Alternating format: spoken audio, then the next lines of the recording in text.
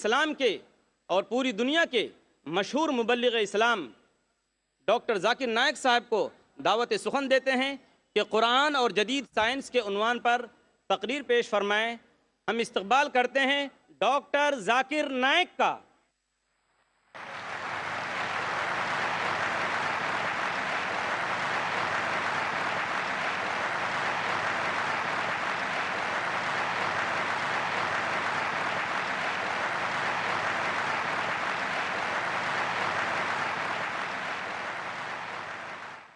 الحمدللہ والصلاة والسلام علی رسول اللہ وعلی آلہ وصحبہ اجمعین، اما بعد، اعوذ باللہ من الشیطان الرجیم، بسم اللہ الرحمن الرحیم۔ اولم یر الذین کفروا ان السماوات والارض کانتا رتقا ففتقناہما وجعلنا من الماء کل شیء ہے افلا یؤمنون۔ رب اشرح لی صدری ویسر لی امری واحلل عقدۃ من لسانی یفقہوا قولی۔ میرے محترم بزرگوں اور میرے عزیز بھائی اور بہنوں، السلام علیکم ورحمۃ اللہ وبرکاتہ۔ اللہ سبحانہ و تعالیٰ کی سلامتی، برکت اور رحمت آپ سب پر ہو۔ مجھے بے حد خوشی ہو رہی ہے کہ الحمدللہ 10 سال بعد میں پھر سے بھیونڈی شہر میں موجود ہوں تقریر کرنے کے لیے۔ مجھے یاد ہے کہ تقریباً 10 سال پہلے میں نے مینا ٹھاکرے ہال میں ایک تقریر کی تھی، یونیورسل بردرہڈ، عالمی بھائی چارہ، اور آج میں آپ کے سامنے اسٹیڈیم میں ہوں۔ جیسے آپ جانتے ہیں کہ میں اکثر تقریر انگریزی میں کرتا ہوں اور 10 سال پہلے بھی انگریزی میں کی تھی۔ چند مواقع پر جب آرگنائزر اصرار کرتے ہیں کہ میں کچھ بات اردو میں کہوں تو میں کوشش کرتا ہوں میرے کمزور ہندی یا اردو میں کچھ بات کہوں۔ چونکہ میں نے تعلیم انگریزی میں حاصل کی ہے تو ظاہر ہے اس اردو یا ہندی تقریر میں کافی غلطیاں کروں گا۔ اسی لیے تقریر کے شروع میں ہی میں آپ سب سے معذرت چاہتا ہوں اور آپ سے درخواست کرتا ہوں کہ آپ میرے تقریر کے پیغام پہ توجہ دیجیے اور میرے غلطیوں کو نظر انداز کیجیے۔ آج کی تقریر کا موضوع ہے قرآن اور جدید سائنس۔ اور جیسے آپ جانتے ہیں کہ جتنے سائنٹیفک ٹرمنالوجیز ہے وہ اکثر انگریزی میں ہیں، سائنس کے جتنے الفاظ ہیں اکثر انگریزی میں ہیں، اور کیونکہ میں نے سائنس بھی انگریزی میں پڑھی ہے اسی لیے اس اردو تقریر میں مجھے اور دقت ہوگی۔ اسی لیے اللہ تعالیٰ سے دعا کرتا ہوں، اور جب ہم انگریزی سائنٹیفک ٹرمنالوجیز کو اردو میں ترجمہ کرتے تو اکثر عوام اسے نہیں سمجھتی۔ مثال کے طور پہ علم حیاتیات، میں پوچھنا چاہتا ہوں کہ اس ماشاء اللہ بھرے میدان میں ہزاروں لوگ ہیں، کتنے لوگ علم حیاتیات کا مطلب جانتے ہیں؟ اپنا ہاتھ اوپر کر سکتے؟ 2% بھی نہیں۔ علم حیاتیات کا مطلب ہے بائیولوجی۔ کتنے لوگ بائیولوجی کا مطلب جانتے ہیں؟ ہاتھ اوپر کیجئے۔ بائیولوجی ہاتھ اوپر کیجئے۔ کتنے لوگ جانتے ہیں بائیولوجی کے بارے میں؟ ماشاءاللہ اکثر لوگ۔ تو اسی لیے جب ہم انگریزی سائنٹیفک ٹرمنالوجی کا ترجمہ کرتے ہیں تو اکثر لوگ کے سر کے اوپر جاتا ہے، باؤنسر جاتا ہے۔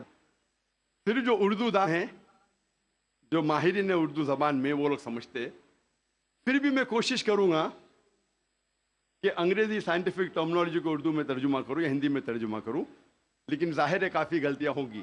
اسی لیے میں آپ سے درخواست کرتا ہوں کہ میری غلطیوں کو نظر انداز کیجیے اور میرے تقریر کے پیغام پہ توجہ دیجیے۔ جیسے میں نے کہا تھا، آج کی تقریر کا موضوع ہے قرآن اور جدید سائنس۔ قرآن اللہ سبحانہ و تعالیٰ کی آخری وحی ہے جو نازل کی گئی تھی آخری پیغمبر محمد صلی اللہ علیہ وسلم پر۔ قرآن مجید ساری کائنات کی سب سے بہترین کتاب ہے۔ قرآن مجید ساری انسانیت کے لیے ایک پیغام ہے۔ قرآن مجید اللہ سبحانہ و تعالیٰ کی آخری کتاب ہے جو نازل ہوئی تھی محمد صلی اللہ علیہ وسلم پر۔ اگر کوئی کتاب کہتی ہے کہ وہ خدا کی طرف سے ہے تو اس کتاب پر فرض ہو جاتا ہے کہ وہ اپنے آپ کو ثابت کرے ہر دور میں، ہر دور میں اس کتاب کو ثابت کرنا ہوگا کہ وہ خدا کی طرف سے ہے. سینکڑوں سال پہلے وقت تھا، دور تھا معجزات کا، ایج آف میریکلز. الحمدللہ قرآن مجید is a miracle of miracles. قرآن مجید معجزوں کا معجزہ ہے. اس کے بعد آیا دور ادب کا، لٹریچر، پوئٹری. الحمدللہ مسلمان اور غیر مسلمان عربی داں یہ کہتے ہیں کہ عربی میں سب سے بہترین کتاب عربی ادب کے لحاظ سے وہ ہے قرآن مجید. اور اللہ سبحانہ و تعالیٰ چنوتی دیتے ہیں قرآن مجید میں. اللہ سبحانہ و تعالیٰ چیلنج کرتے ہیں سورہ بقرہ میں، سورہ نمبر 2 آیت نمبر 23 اور 24 میں. اللہ سبحانہ و تعالیٰ کہتے ہیں وَإِن كُنتُمْ فِي رَيْبٍ مِّمَّا نَزَّلْنَا عَلَىٰ عَبْدِنَا، اور اگر آپ کو شک ہے کہ ہم نے یہ کتاب نازل کی ہمارے بندے پر، اگر آپ کو شک ہے فَأْتُوا بِسُورَةٍ مِّن مِّثْلِهِ، تو آپ ایک سورہ قرآن مجید جیسی پیش کیجئے. مِن مِّثْلِهِ، ہو بہو نہیں، قرآن مجید جیسی ایک سورہ آپ پیش کیجئے.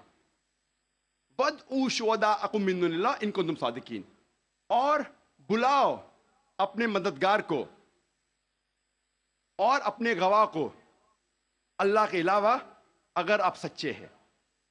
فَإِن لَّمْ تَفْعَلُوا، اور اگر آپ نہیں پیش کر سکتے، وَلَن تَفْعَلُوا، اور آپ ہرگز پیش نہیں کر سکتے، فَاتَّقُوا النَّارَ الَّتِي وَقُودُهَا النَّاسُ وَالْحِجَارَةُ أُعِدَّتْ لِلْكَافِرِينَ، تو ڈرو اس آگ سے جس کا ایندھن انسان اور پتھر ہے، جو انکار کرنے والوں کے لیے تیار کیا ہے. اللہ سبحانہ و تعالی ان 2 آیتوں میں چنوتی دیتے ہیں، انسانوں کو چیلنج کرتے ہیں. یہ اس وقت دور تھا عربی ادب کا. اس وقت عربوں کو ناز تھا اپنی عربی زبان پر، اور وہ سمجھتے تھے کہ ان سے بہتر دنیا میں کوئی نہیں ہے. اس وقت اللہ سبحانہ و تعالیٰ قرآن مجید نازل کرتے ہیں اور ساری انسانیت کو چنوتی دیتے ہیں، چیلنج کرتے ہیں کہ اگر آپ کو شک ہے کہ یہ کتاب خدا کی طرف سے نہیں ہے تو آپ قرآن مجید جیسی ہو بہو نہیں، ملتی جلتی، ہو بہو تو دور کی بات ہے، ایک سورہ پیش کرو. اور قرآن مجید کی سب سے چھوٹی سورت ہے 3 آیتوں کی، صرف 10 الفاظ. بہت لوگوں نے کوشش کی، ایک انسان نے بھی کامیابی نہیں پائی، اور تا قیامت کوئی بھی قرآن مجید جیسی قریباً ایک سورہ بھی پیش نہیں کر پائیں گا. لیکن آج کا دور ادبی دور نہیں ہے. It's not an age of literature and poetry. اگر کوئی کتاب اپنے آپ کو خدا کی طرف سے کہتی ہے اور ادبی انداز میں کہتی ہے کہ دنیا چپٹی ہے، دنیا سپاٹ ہے، کیا آج کا جدید انسان اس بات کو تسلیم کرے گا؟ بالکل نہیں، کیونکہ آج کا دور ادبی دور نہیں ہے. آج کا دور ہے جدید سائنس کا دور. آج ہم کوشش کریں گے یہ تحقیق کرنے کی قرآن اور جدید سائنس ملتے ہیں یا ٹکراتے ہیں. قرآن اور جدید سائنس ملتے ہیں یا قرآن اور جدید سائنس ٹکراتے ہیں. اس موضوع پہ ہم انشاءاللہ تذکرہ. ایک مشہور سائنسداں، فزسسٹ اور نوبل پرائز ونر جس کا نام البرٹ آئنسٹائن تھا، اس نے کہا science without religion is lame and religion without science is blind. Science مذہب کے بنا لنگڑی ہے اور مذہب سائنس کے بنا اندھا ہے.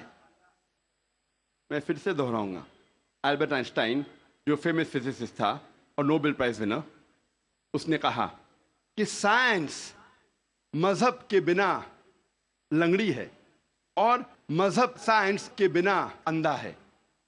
میں آپ کو یاد دلانا چاہتا ہوں کہ قرآن مجید سائنس کی کتاب نہیں ہے، SCIENCE, لیکن ہے سائنس کی کتاب SIGNS.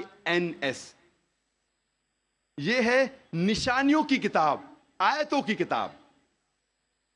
اور قرآن مجید میں 6000 سے زیادہ نشانیاں ہیں، 6000 سے زیادہ آیتیں ہیں. ان میں سے 1000 سے زیادہ الحمدللہ سائنس کے بارے میں ذکر کرتی ہے. آج کی اس تقریر میں میں صرف ان سائنٹیفک فیکٹس، سائنس کے حقائق کے بارے میں ذکر کروں گا which have been established، جو سائنسداں ثابت کر چکے ہیں. Scientific hypotheses, scientific theories, scientific نظریہ، ان کے بارے میں ذکر نہیں کروں گا، کیونکہ ہم جانتے ہیں کہ many a time scientific hypothesis theories take U-turns. یہ سائنس کے نظریے جو ہیں کئی بار وہ اپنے نظریے سے پلٹ جاتے ہیں. اسی لیے اس تقریر میں صرف میں سائنٹیفک فیکٹس کے بارے میں ذکر کروں گا، سائنس کے حقائق کے بارے میں. سب سے پہلے ہم تذکرہ کریں گے ایسٹرونومی کے بارے میں، فلکیات کے بارے میں. 35 سے 40 سال پہلے کچھ سائنسداں نے تحقیق کی ایک موضوع پہ، تخلیق کائنات، مطلب کریشن آف دی یونیورس.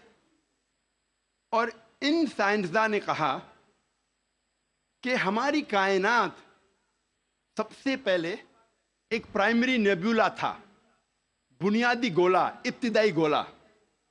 اس کے بعد there was a secondary separation, دوسری جدائی، دوسری علیحدگی، اور ایک بڑا دھماکہ ہوتا ہے بگ بینگ.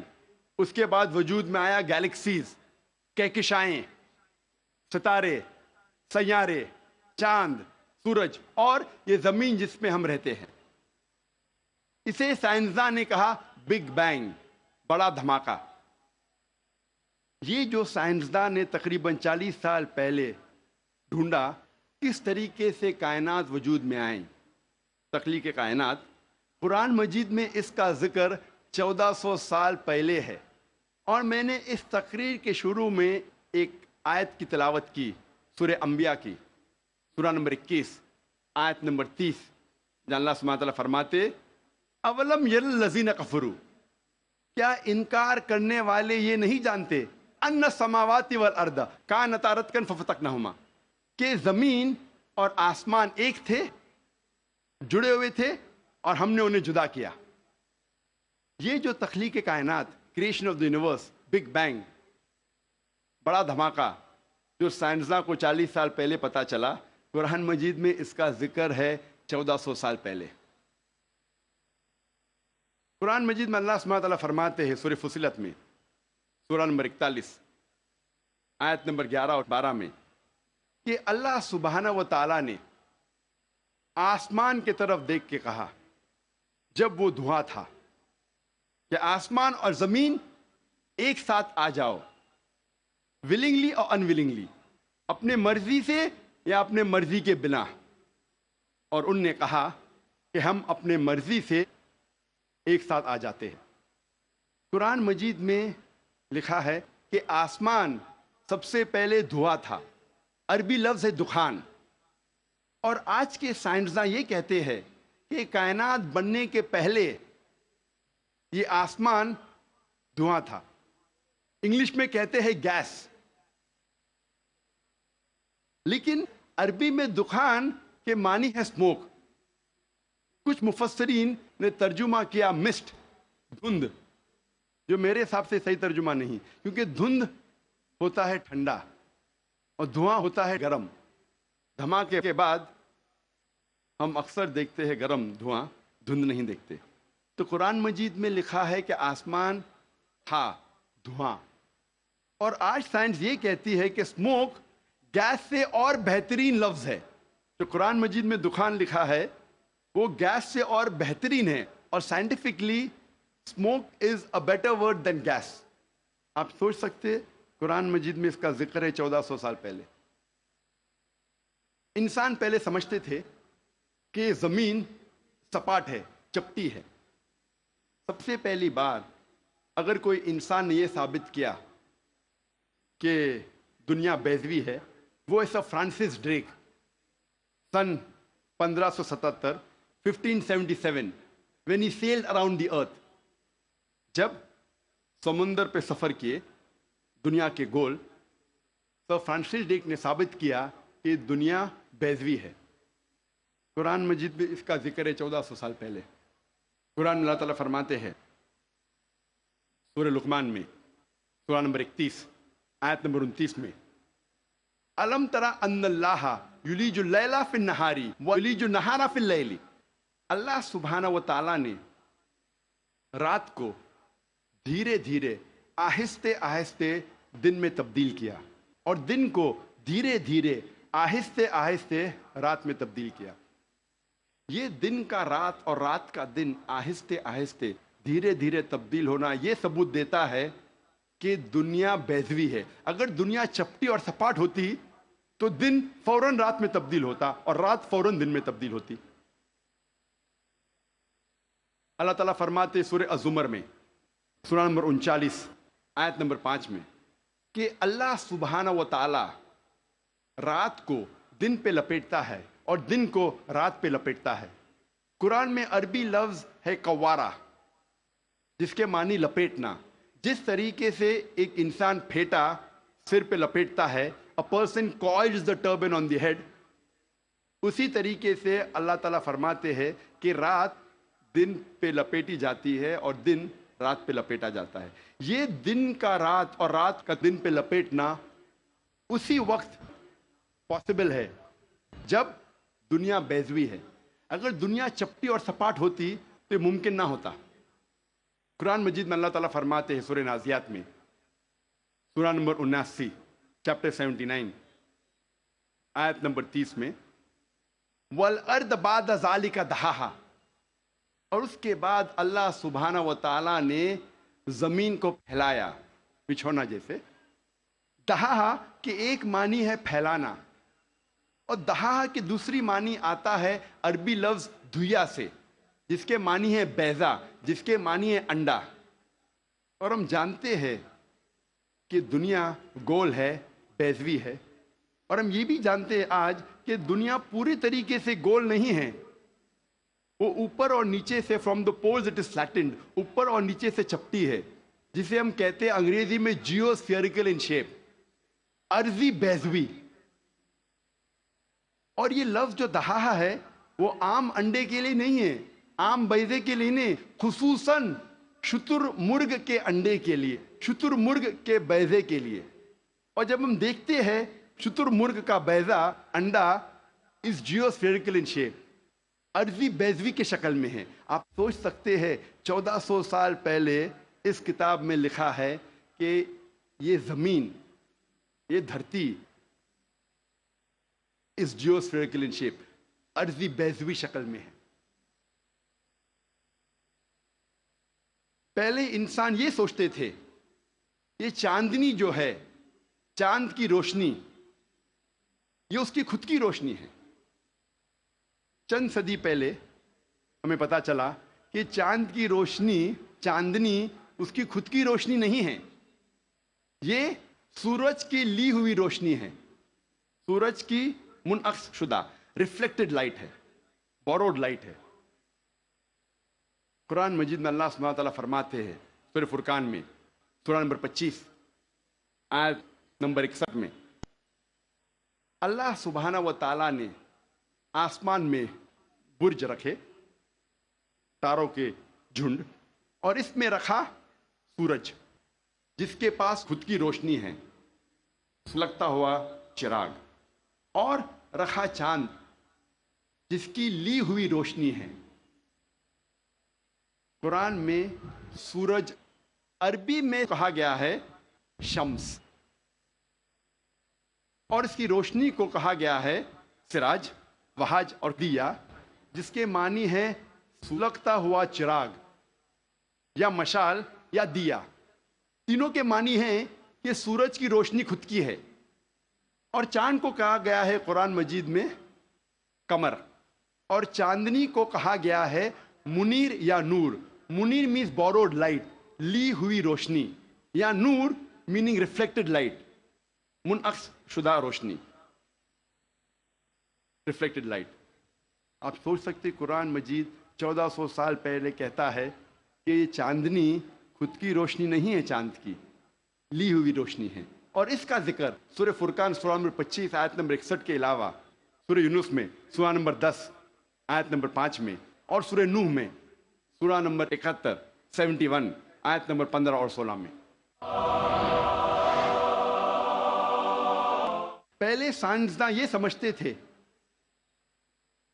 कि जमीन कायनात का मरकज है और बाकी सैयारे चांद और सूरज जमीन के गोल घूम रहे हैं, चक्कर लगा रहे हैं। इसे कहते थे थियोरी ऑफ जियोसेंट्रिज्म, जमीन को मरकज समझने का नजरिया। और ये लोग 2 सदी से टॉलेमी के वक्त से मानते थे। 16वीं सदी तक, जब तक कोपरनिकस ने कहा कि जमीन के गोल चांद और सैयारे नहीं चक्कर लगा रहे हैं, लेकिन सूरज के गोल जमीन, चांद और बाकी सैयारे चक्कर लगा रहे हैं, घूम रहे हैं। इसे कहते थे हीलियोसेंट्रिक थ्योरी, मतलब सूरज का मरकज होने का नजरिया। और सन 1609 में एक जर्मन साइंटिस्ट जिसका नाम था योहान्नेस केपलर, उसने लिखा अपनी किताब में एस्ट्रोनोमा नोवा कि सिर्फ सैयारे और चांद सूरज के गोल घूम नहीं रहे हैं, लेकिन जमीन, चांद और सैयारे, प्लैनेट्स सूरज के गोल घूमने के अलावा अपने महवर पे गर्दिश कर रहे हैं। They are rotating about their own axis. और जब मैं स्कूल में था, मैं सन 1981 में 10वीं में था, ज्योग्राफी में मैंने पढ़ा था कि जमीन, चांद और सैयारे, प्लैनेट्स वो चक्कर लगा रहे हैं, they are revolving and rotating, और अपने महवर पे गर्दिश कर रहे हैं। लेकिन सूरज अपने महवर पे गर्दिश नहीं कर रहा है।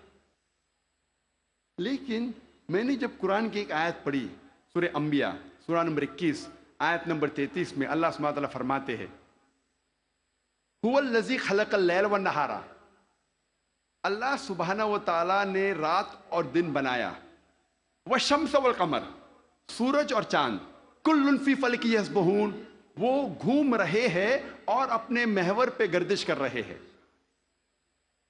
कुरान का लफ्ज यहां है यस्बहून। कुरान ये कहता है कि सन and the moon are revolving, चक्कर लगा रहे हैं, घूम रहे। उसके अलावा यस्बहून, ये अरबी लफ्ज यस्बहून आता है लफ्ज सबाह से, और सबाह एक अरबी लफ्ज है जो चलते हुए जिस्म के मूवमेंट को डिस्क्राइब करता है। मिसाल के तौर पे अगर मैं कहूँगा कि कोई इंसान पानी में सबाह कर रहा है, उसके ये मानी नहीं कि वो पानी के ऊपर फ्लोट कर रहा है, इसके मानी है कि वो पानी में तैर रहा है। अगर मैं कहूँगा कोई सबाह कर रहा है ज़मीन पे, उसका मतलब नहीं कि वो आदमी ज़मीन पे रोल कर रहा है, उसका मतलब है कि वो इंसान ज़मीन पे चल रहा है या दौड़ रहा है। उसी तरीके से जब अल्लाह सुब्हानहू व तआला ये लफ्ज़ का इस्तेमाल करते हैं कोई फल्की जिस्म के लिए, फॉर अ सेलेस्टियल बॉडी, उसके मानी नहीं कि वो फ्लाई हो रहा है या फ्लोट हो रहा है, उसके मानी है it is rotating about its own axis, वो अपने महवर पे गर्दिश कर रहा है। आज साइंस तरक्की करने के बाद साइंस ये कहती है कि आप सूरज का अक्स टेबल के ऊपर देख सकते हैं एक आलेख के जरिए, और पता लगता है कि सूरज में ब्लैक स्पॉट्स है, और ये ब्लैक स्पॉट्स तकरीबन 25 दिन लेते हैं गर्दिश करने के लिए। इससे ये साबित होता है कि सूरज तकरीबन 25 दिन लेता है एक गर्दिश करने के लिए। तो आज साइंस ये तस्लीम करती है कि सूरज भी अपने महवर पे गर्दिश कर रहा है। जो मैंने स्कूल में तकरीबन 28 साल पहले पढ़ा था कि सूरज वॉज स्टेशनरी, सूरज गर्दिश नहीं कर रहा है, तो 28 साल पहले मैंने स्कूल में पढ़ा, आज साइंस इसे तस्लीम करती है। और कुरान मजीद में इसका जिक्र है 1400 साल पहले, और आज अक्सर स्कूल के साइंस की किताब में इसको इनकॉर्पोरेट किया जा चुका है। یہ نئی چیز داخل ہو چکی ہے سائنس کی کتابوں میں کہ سورج اپنے محور پہ گردش کر رہا ہے. اللہ تعالیٰ فرماتے سورہ یاسین میں سورہ نمبر 36 آیت نمبر 40 میں کہ سورج چاند کو نہیں پکڑ سکتا اور دن کو رات نہیں پکڑ سکتی. The sun cannot outstrip the moon, neither can night catch up with the day. کل فی فلک یسبحون، یہ اپنے محور پہ گردش کر رہے. اس کے معنی کہ چاند اور سورج کے جو ایکسس ہے، جو ریولیوشن کا ہے، وہ ڈیفرنٹ ہے، وہ علیحدہ ہے، اسی لیے وہ آپس میں کبھی نہیں ملیں گے. آج سائنس یہ کہتی ہے کہ جو سورج کی روشنی ہم دیکھتے ہیں it is due to a chemical reaction. یہ ایک کیمیکل ریئیکشن کے وجہ سے ہے جو کروڑوں سالوں سے چل رہا ہے، اور ایک دن یہ کیمیکل ریئیکشن بند ہو جائے گا اور سورج ختم ہو جائے گا. لیکن سائنسداں کہتے ہیں کہ اس کو اور کروڑوں سال لگیں گے، اور کروڑوں سال کے بعد یہ کیمیکل ریئیکشن بند ہوگا. یعنی سائنس یہ کہتی ہے کہ ایک وقت آئے گا جب سورج نشٹ ہو جائے گا، ختم ہو جائے گا. قرآن میں اللہ تعالیٰ فرماتے ہیں سورہ یاسین میں سورہ نمبر 36 آیت نمبر 38 میں وَالشَّمْسُ تَجْرِي لِمُسْتَقَرٍّ لَهَا، کہ سورج جا رہا ہے اپنے مستقر کی طرف. سورج جا رہا ہے اپنے ڈیسٹینیشن پہ. سورج ایک مقرر وقت کے لیے ہے. مستقر کے معنی مقرر وقت اور مقرر جگہ، اس کے دو معنی ہوتے ہیں. مستقر کے معنی کہ سورج ایک مقرر وقت کے لیے ہے اور مقرر جگہ کی طرف جا رہا ہے. یہ سائنس آج تسلیم کرتی ہے کہ سورج ایک مقرر وقت کے لیے ہے، اور سائنس یہ بھی مانتی ہے کہ سورج کائنات کے ایک نقطے کی طرف جا رہا ہے جس کا نام ہے سولر اپیکس. ان دا ہرکولینز الفا لائرا 12 میل پر سیکنڈ کی رفتار پہ. قرآن میں لکھا ہے مستقر، مقرر جگہ کی طرف. سائنس کہتی ہے دونوں معنی مستقر کے، مقرر جگہ اور مقرر وقت، دونوں الحمدللہ صحیح ہے. اور اس کا ذکر سورہ یاسین سورہ نمبر 36 آیت نمبر 38 کے علاوہ سورہ رعد میں بھی ہے، سورہ نمبر 13 آیت نمبر 2، سورہ فاطر سورہ نمبر 35 آیت نمبر 13، سورہ لقمان سورہ نمبر 31 آیت نمبر 29، اور سورہ الزمر سورہ نمبر 39 آیت نمبر 5 میں. سب جگہ کہا گیا ہے کہ سورج ایک مقرر وقت کے لیے ہے، ایک مقرر جگہ کی طرف جا رہا ہے. آج سائنس یہ کہتی ہے جو آسمان ہمارے زمین کے اوپر ہے، جسے ہم کہتے ہیں ایٹماسفیئر، وہ ایک محفوظ چھت کی طرح ہے. اور سائنسداں یہ کہتے ہیں کہ خطرناک rays like ultraviolet rays, X rays, یہ چھت، یہ ایٹماسفیئر ان خطرناک ریز کو زمین پہ آنے سے روکتا ہے، ورنہ زمین پہ جاندار چیز مٹ جائیں گی. قرآن میں اس کا ذکر ہے سورہ انبیاء میں سورہ نمبر 21 آیت نمبر 32 میں کہ اللہ سبحانہ و تعالیٰ نے آسمان کو ایک محفوظ چھت بنایا، a protected ceiling, a canopy well guarded. آپ سوچ سکتے ہیں قرآن میں اس کا ذکر 1400 سال پہلے ہے، جو سائنسدان نے حال ہی میں 50 سال پہلے، 100 سال پہلے، 150 سال پہلے کہا کہ یہ ایٹماسفیئر از اے پروٹیکٹڈ سیلنگ.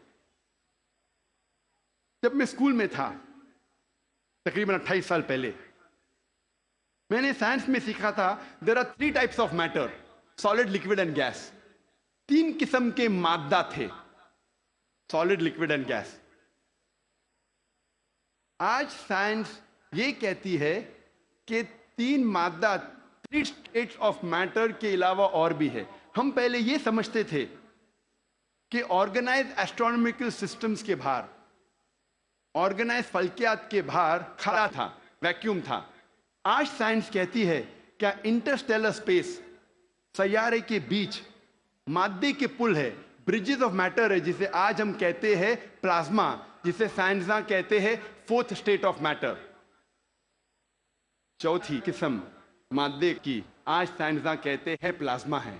قرآن میں اس کا ذکر 1400 سال پہلے ہے، سورہ فرقان میں سورہ نمبر 25 آیت نمبر 59 میں 59 میں، کہ اللہ سبحانہ و تعالیٰ نے زمین اور آسمان کو بنایا اور اس کے بیچ میں ساری چیزیں بنائیں۔ مطلب زمین اور آسمان کے بیچ میں ویکیوم نہیں ہے۔ آج سائنس اسے کہتی ہے مادے کے پل، بریجز آف میٹر، کہتی ہے پلازما ہے، فورتھ اسٹیٹ آف میٹر۔ اور اس کا ذکر سورہ فرقان سورہ نمبر 25 آیت نمبر 59 کے علاوہ سورہ ہجر میں سورہ نمبر 15 آیت نمبر 85 میں، سورہ سجدہ سورہ نمبر 32 آیت نمبر 4 میں، سورہ صفات سورہ نمبر 37 آیت نمبر 5 اور سورہ احقاف سورہ نمبر 46 آیت نمبر 3 میں کئی جگہ لکھا ہے کہ اللہ سبحانہ و تعالیٰ نے زمین اور آسمان بنائے اور اس کے بیچ میں ساری چیزیں۔ Talking about the fourth state of matter, plasma۔ ایک مشہور سائنٹسٹ جس کا نام ایڈوین ہبل ہے، اس نے کہا تھا کہ کائنات پھیل رہی ہے، the universe is expanding۔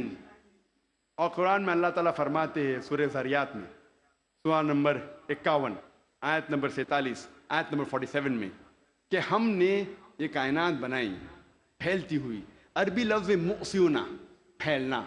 اور آج سائنس اس کو تسلیم کرتی ہے کہ ہماری کائنات پھیل رہی ہے، our universe is expanding۔ کئی دشمن اسلام یہ کہیں گے، جو کرٹکس آف اسلام یہ کہیں گے کہ قرآن مجید میں فلکیات کا ذکر ہونا کوئی عجوبہ نہیں، nothing great، کوئی بڑی بات نہیں ہے کہ قرآن مجید میں فلکیات کا ذکر ہے، کیونکہ عرب فلکیات میں ماہر تھے۔ میں اس بات کو مانتا ہوں کہ عرب فلکیات میں ماہر تھے، لیکن ان سے یہ کہنا چاہتا ہوں کہ قرآن مجید نازل ہونے کے بعد کچھ صدی بعد عرب فلکیات کے میدان میں ماہر بنے، تو قرآن مجید سے عرب نے فلکیات سیکھا، نہ کہ الٹا۔ ذکر کریں گے طبیعت کا۔ طبیعت انگلش میں کہتے ہیں فزکس۔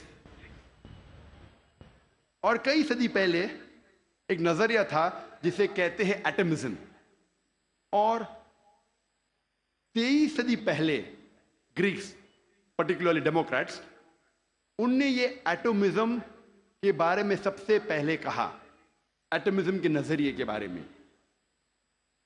اور کہا کہ میٹر کے سب سے چھوٹے حصے کو کہتے ہیں ایٹم، مادہ کے سب سے چھوٹے حصے کو کہتے ہیں ذرہ۔ عربی اور اردو میں ایٹم کو کہتے ہیں ذرہ۔ اور اس وقت انسان یہ سوچتے تھے کہ ذرے کو تقسیم نہیں کیا جا سکتا۔ آج سائنس ترقی کرنے کے بعد ہم مانتے ہیں کہ atom is the smallest part of matter having the characteristics of the element۔ ذرہ مادے کا سب سے چھوٹا حصہ ہے جو ایلیمنٹ کے کریکٹرسٹکس رکھتا ہے، لیکن یہ ذرہ تقسیم کیا جا سکتا ہے انٹو پروٹونز، الیکٹرونز، نیوٹرونز۔ قرآن مجید میں ذرے کا ذکر ہے تو لوگ سمجھیں گے قرآن مجید آؤٹ ڈیٹڈ ہے، یہ پرانی کتاب ہے، ذرے کا ذکر ہے اب یہ آؤٹ ڈیٹڈ ہے۔ قرآن میں ذرے کا ذکر ہے، لیکن ذرے کے آگے کیا لکھا ہے وہ بھی ہمیں دیکھنا چاہیے۔ قرآن مجید میں لکھا ہے سورہ سبا میں سورہ نمبر 34 آیت نمبر 3 میں کہ انکار کرنے والے جب کہیں گے کہ وہ گھڑی کبھی بھی نہیں آئے گی، آخرت کے بارے میں، قیامت کے بارے میں، وہ گھڑی کبھی نہیں آئے گی، تو اللہ تعالیٰ فرماتے کہو ان سے ضرور آئے گی، اللہ کی مرضی سے، جس کے پاس علم غیب ہے، جس کے علم میں چھوٹا سا ذرہ زمین اور آسمان میں، اور اس چیز جو ذرے سے چھوٹی ہے اور بڑی ہے اس کا علم بھی اس کی کتاب میں محفوظ ہے۔ تو قرآن مجید میں لکھا ہے کہ ذرے برابر چیز کا علم ہے اللہ کے پاس، اور ذرے سے چھوٹی چیز اور بڑی چیز کا علم بھی ہے۔ اور یہ انفارمیشن، یہ خبر دہرائی گئی ہے سورہ یونس میں سورہ نمبر 10 آیت نمبر 61 میں کہ اللہ سبحانہ و تعالیٰ کے علم میں ہے ذرے جیسی چیز جو آسمان اور زمین پہ ہے، اور وہ چیز جو ذرے سے بھی چھوٹی ہے اور ذرے سے بڑی ہے اس کے کتاب میں محفوظ ہے. تو قرآن آؤٹ ڈیٹڈ نہیں ہے, قرآن اپ ٹو ڈیٹ ہے. قرآن پرانی کتاب نہیں, بٹ الحمدللہ جدید کتاب ہے. اب ہم ذکر کریں گے واٹر سائیکل کے بارے میں, پانی کے چکر کے بارے میں. ہم جو اسکول میں پڑھتے ہیں واٹر سائیکل کے بارے میں, پانی کے چکر کے بارے میں, سب سے پہلے اس جدید پانی کے چکر کا ذکر کیا تھا سر برنارڈ پیلیسی نے سن 1580 میں. اور ہم جانتے ہیں, ہم نے اسکول میں پڑھا ہے کہ water evaporate from the ocean, پانی سمندر سے بھاپ بن کے اوپر جاتا ہے, جڑ کے بادل بنتا ہے, بادل جڑتے ہیں اور اندرونی حصے میں ہوا کے ذریعے جاتے ہیں, پھر ان کی تقسیم ہوتی ہے اور پانی بادل سے برستا ہے. بارش برسنے کے بعد یہ پانی نہر بن کر, اسٹریم بن کے, لیک بن کے پھر سے جاتا ہے سمندر میں, اور یہ پانی کا چکر کمپلیٹ ہوتا ہے. پہلے لوگ کو 16ویں صدی کے پہلے اس کا علم نہیں تھا. 7 صدی قبل مسیح تھیلز آف ملیٹس نے کہا تھا یہ بارش کیسے آتی تھی. یہ جو اوشن کا سپرے ہے, سپرے آف دی اوشن, ہوا سے اٹھاتی تھی اور اندرونی حصے میں بارش جیسے برساتی تھی. یہ لوگ سمجھتے تھے بارش اس طریقے آتی تھی. لوگ کو یہ نہیں پتا تھا کہ زمین کے نیچے جو پانی ہے وہ کیسے جمتا تھا. کئی نظریات تھے. لوگ پہلے سوچتے تھے کہ یہ ہوا کا دباؤ پانی پہ, سمندر پہ, پانی کو زمین سے نیچے لے جاتا تھا اور اس طریقے سے زمین کے نیچے پانی آتا تھا.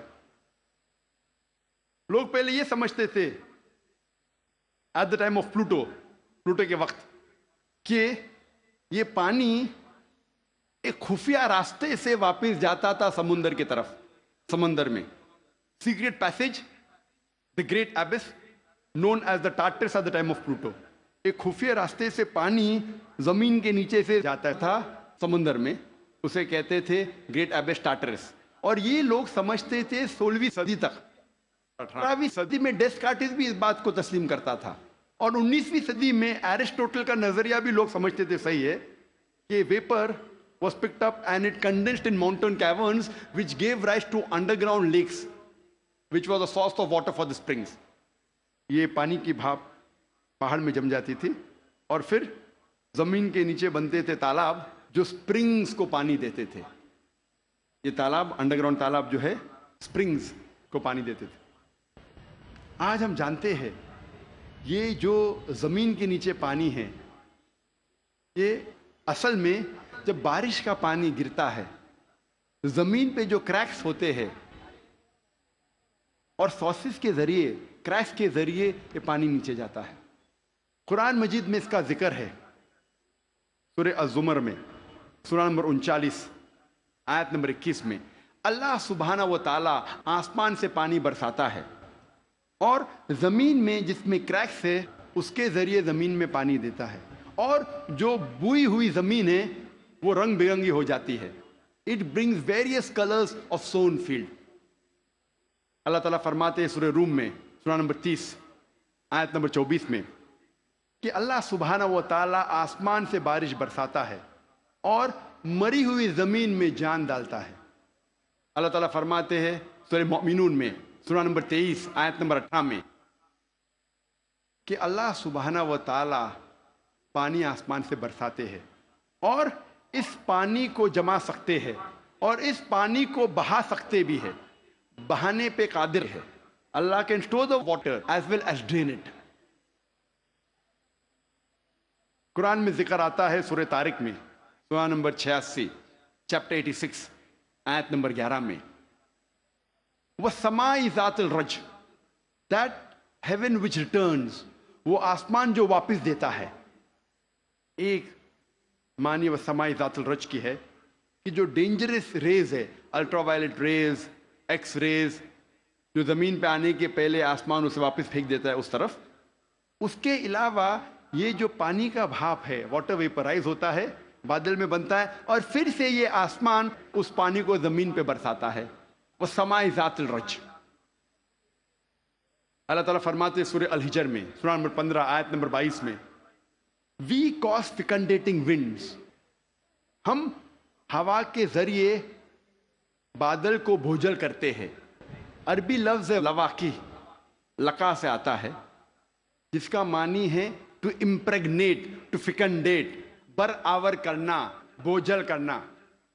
ہوا بادل کو پولن گرینز کے ذریعے بوجھل کرتی ہے، اٹ امپریگنیٹس دا کلاؤڈ۔ اور دوسری وجہ ہے کہ بادل جب آپس میں ملتے ہیں دے کنڈینس، اس کے بعد پانی برستا ہے۔ قرآن میں اللہ تعالیٰ فرماتے ہیں سورہ نور میں سورہ نمبر 24 آیت نمبر 43 میں 43 میں، اللہ سبحانہ و تعالیٰ ہوا کے ذریعے بادل کو چلاتے ہیں، لے جاتے ہیں، جینٹلی پشز دا کلاؤڈز، پھر یہ بادل آپس میں جڑتے ہیں، بڑے ہو جاتے ہیں، اس کے بعد پانی بادل سے برستا ہے۔ اللہ تعالیٰ فرماتے ہیں سورہ روم میں سورہ نمبر 30 آیت نمبر 48 میں، اللہ سبحانہ و تعالیٰ ہوا کے ذریعے بادل کو ہلاتے ہیں اور لے جاتے ہیں اندرونی حصے میں، اس کے بعد بادل کو چھوٹے چھوٹے حصے میں تقسیم کرتے ہیں، اس کے بعد پانی بادل سے برستا ہے۔ قرآن مجید میں پانی کے چکر کے بارے میں گہرائی سے ذکر ہے، تفصیل سے ذکر ہے، کئی جگہ۔ سورہ اعراف میں سورہ نمبر 7 آیت نمبر 57 میں، سورہ رعد سورہ نمبر 13 آیت نمبر 17 میں، سورہ فرقان سورہ نمبر 25 آیت نمبر 48 اور 49 میں، سورہ فاطر سورہ نمبر 35 آیت نمبر 9 میں، سورہ یاسین سورہ نمبر 36 آیت نمبر 34 میں، سورہ جاسیہ سورہ نمبر 45 آیت نمبر 5 میں، سورہ قوف سورہ نمبر 50 آیت نمبر 9 اور 10 میں، سورہ واقعہ سورہ نمبر 56 آیت نمبر 68 to 70، سورہ ملک سورہ نمبر 67 آیت نمبر 30، سورہ طارق سورہ نمبر 86 آیت نمبر 11۔ کئی آیتیں ہیں قرآن مجید میں جو تفصیل کے ساتھ ذکر کرتے ہیں پانی کے چکر کے بارے میں۔ صرف پانی کے چکر کے بارے میں اگر ذکر کرے گھنٹوں تک تقریر دے سکتے ہیں، صرف قرآن مجید میں پانی کے چکر کا ذکر۔ اب ہم تذکرہ کریں گے ارضیات کے بارے میں، جیولوجی۔ آج ماہرین ارضیات، جیولوجسٹ یہ کہتے ہیں کہ زمین کا ریڈیس نصف قطر، ریڈیس اردو میں کہتے ہیں نصف قطر، وہ تقریباً 3750 میل ہے، اور جو اندرونی حصہ ہے زمین کا وہ سیال ہے، لیکوڈ ہے، ہاٹ لیکوڈ، گرم سیال، اور اس میں کوئی جاندار چیز جی نہیں سکتی۔ لیکن اوپر کا حصہ ہے وہ سالڈ ہے، وہ ٹھوس ہے، اور اوپر جو سپرفیشل ارتھ کرسٹ ہے،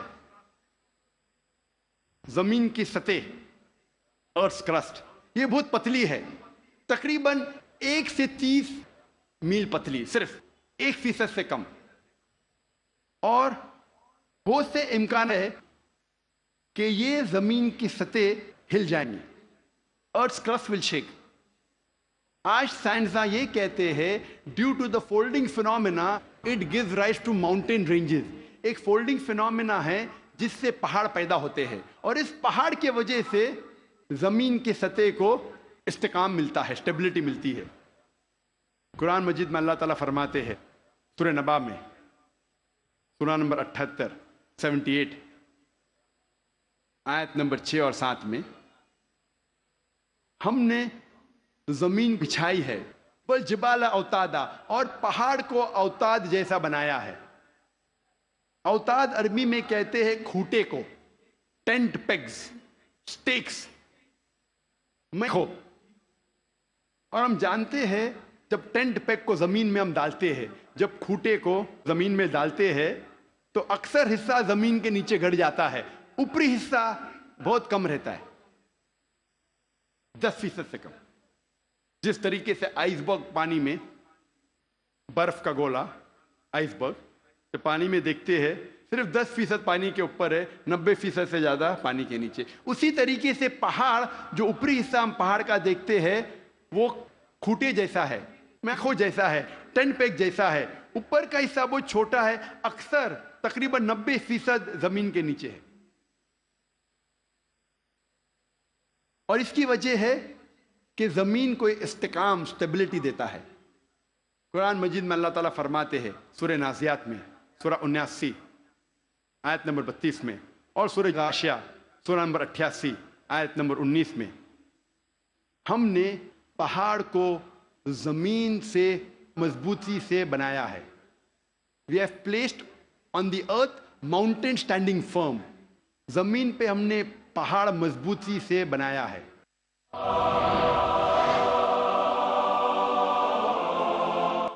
ارضیات میں، جیولوجی کے میدان میں ایک بہت اہم کتاب ہے جو اکثر دنیا بھر جب جیولوجی کے سبجیکٹ میں اسے گائیڈ مانا جاتا ہے، اس کتاب کا نام ہے ارتھ، زمین، اور اس کے ایک لیکھک ون آف دا آتھرس، اس کا نام ہے doctor Frank press,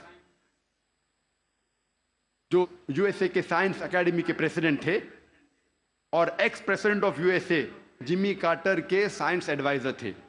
doctor Frank Press Earth کتاب میں پہاڑ کا نقشہ بناتے ہیں اور دکھاتے ہیں کہ پہاڑ کے جڑ زمین کے نیچے ہے، ویج شیپ، اور لکھتے اپنی کتاب میں کہ پہاڑ کا اہم مقصد ہے کہ زمین کو استحکام دینا، to give stability to the ارتھ۔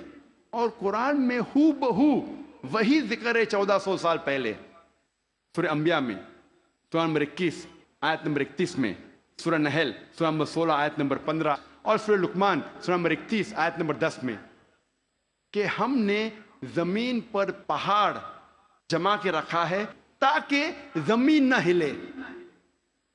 قرآن میں لکھا ہے پہاڑ کا اہم مقصد ہے زمین کو ہلنے سے بچانا، to give stability to the earth, to prevent the earth from shaking. آپ سوچ سکتے ہیں قرآن مجید میں 1400 سال پہلے اس کا ذکر ہے، اور سائنسداں نے آج کل حال ہی میں 50 سال پہلے، 100 سال پہلے، 200 سال پہلے اسے تسلیم کیا، اور قرآن میں اس کا ذکر 1400 سال پہلے ہے۔ اب ہم تذکرہ کریں گے علم بحر کے بارے میں، اوشنوگرافی کے بارے میں،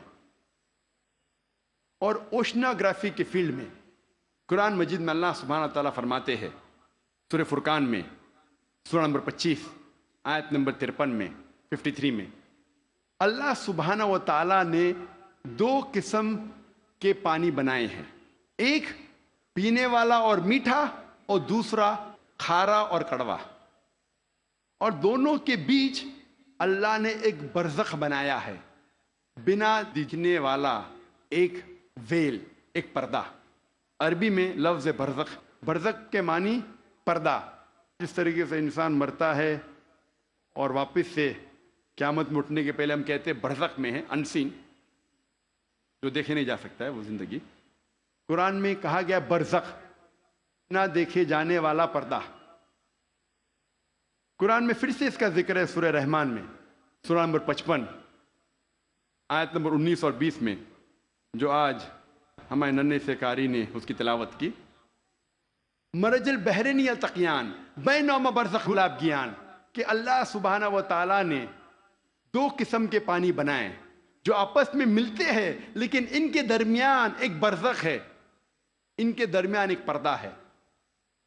لوگ پہلے جانتے تھے کہ 2 قسم کے پانی ہیں، کھارا اور میٹھا، کھارا پانی میٹھا پانی، لیکن مفسرین قرآن یہ نہیں سمجھ پاتے تھے اللہ تعالیٰ کیا کہنا چاہتا ہے جب کہتا ہے کہ کھارے اور میٹھے پانی کے درمیان برزخ ہے۔ پانی آپس میں ملتا ہے لیکن یہ ایک دوسرے سے گھل مل نہیں سکتا۔ کھارا پانی اور میٹھا پانی ملتا ہے لیکن ان کے درمیان برزخ ہے تاکہ ایک پانی دوسرے پانی میں مل نہیں سکے۔ تو مفسر قرآن یہ سمجھ نہیں پاتے تھے اللہ تعالیٰ کیا فرمانا چاہتا ہے۔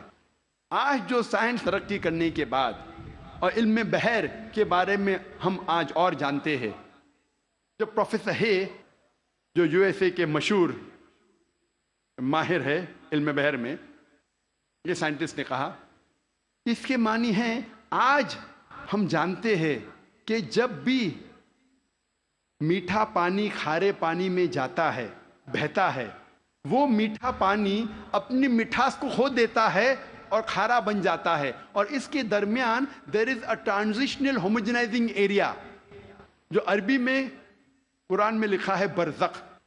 एक पर्दा। आज जो साइंस ने जाना, कुरान मजीद ने 1400 साल पहले लिखा कि खारे और मीठे पानी के दरमियान है एक पर्दा। ये पानी मिलता है लेकिन आपस में घुल मिल नहीं सकता। They meet but they do not mix. और सबसे बेहतरीन मिसाल जो हम आंख से देख सकते हैं वो है साउथ अफ्रीका में, in the southern part, in the cap area. दोनों खारा और मीठा पानी मिलता है, हम देख सकते हैं। हम ये भी देखते हैं कि दोनों पानी का रंग अलग है। ये मिसाल हम इजिप्ट, मिस्र में भी देख सकते हैं। जब river Nile flows into the Mediterranean C, river Nile बहती है मेडिटेरियन सी में। और सबसे बेहतरीन मिसाल है गल्फ स्ट्रीम, जो हजारों मीलों तक चलती है। गल्फ स्ट्रीम शुरू होती है गल्फ ऑफ मेक्सिको में, नॉर्थवर्ड जाती है towards the east coast of north America, फिर जाती है eastwards towards the west coast of Europe. हजारों मील बहती है, दोनों पानी लेकिन अलग है, या सेपरेट, डिस्टिंक्ट। अगर आप कश्ती में सफर कर रहे हैं इस गल्फ स्ट्रीम के किनारे पे और पानी एक तरफ से लेंगे और पानी दूसरे तरफ से लेंगे तो पता चलता है एक पानी मीठा है, एक खारा। इसकी हरारत, इसकी टेम्परेचर भी डिफरेंट है।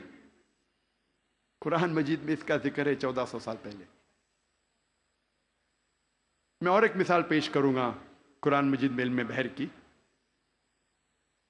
कुछ अरबों ने कुरान मजीद की एक आयत ली, सूरह नूर की, सूरह नंबर 24 आयत नंबर 40, और उसका तर्जुमा पेश किया प्रोफेसर दुर्गा राव के पास। प्रोफेसर दुर्गा राव उस वक्त किंग अब्दुल अजीज यूनिवर्सिटी जद्दा में पढ़ाते थे और वो माहिर थे इल्म बहर में। He was a marine geologist. और तर्जुमा पेश किया और कहा आपका इस कुरान की आयत पे क्या ख्यालात है।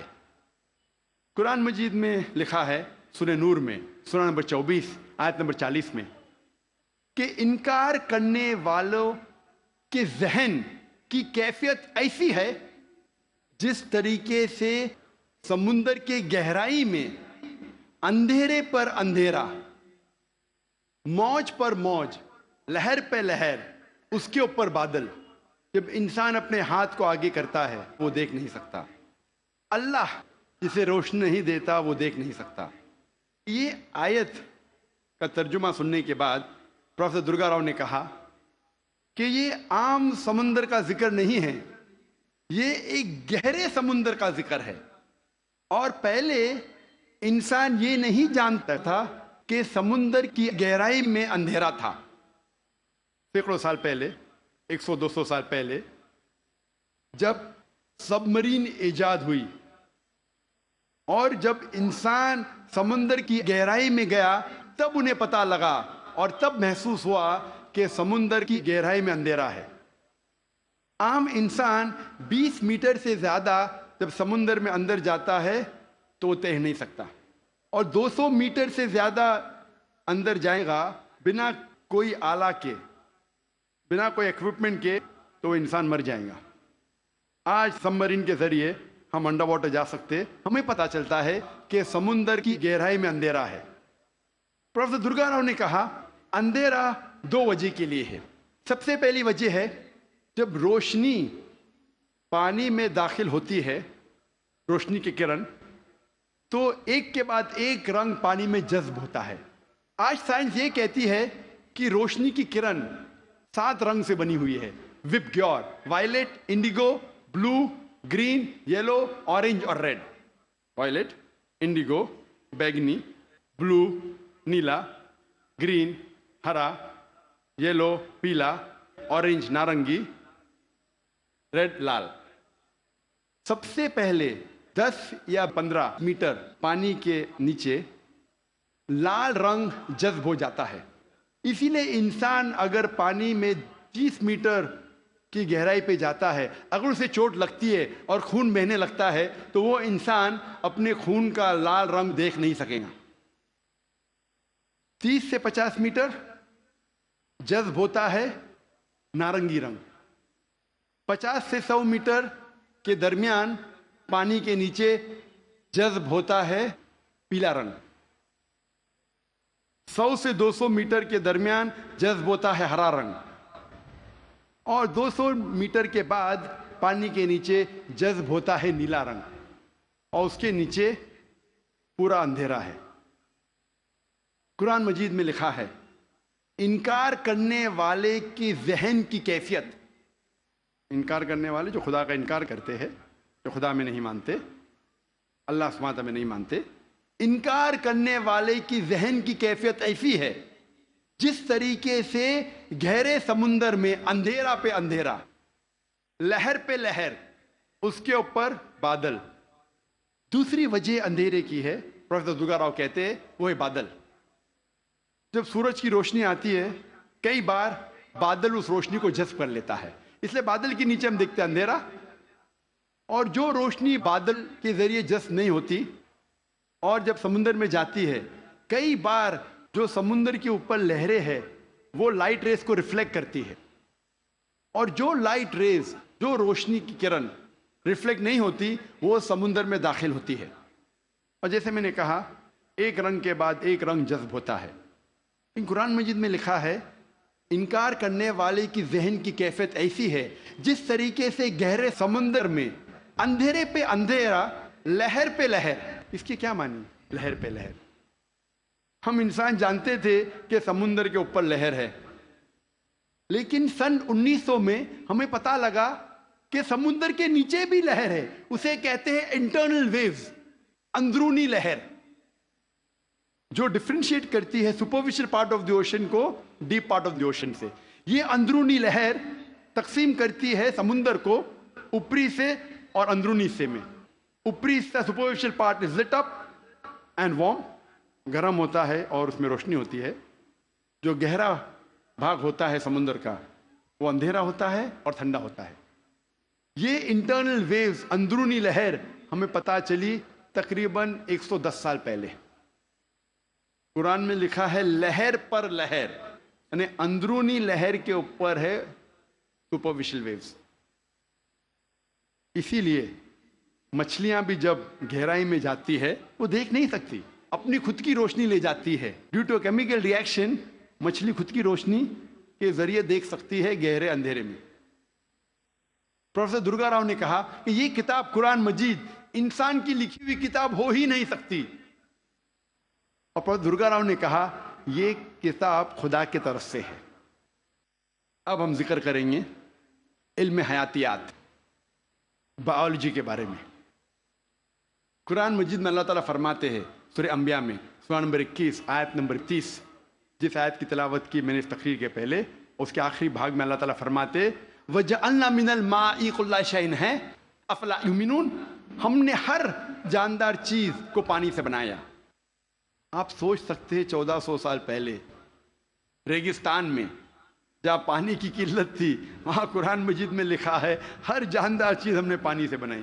کون اسے مان سکتا تھا اس وقت؟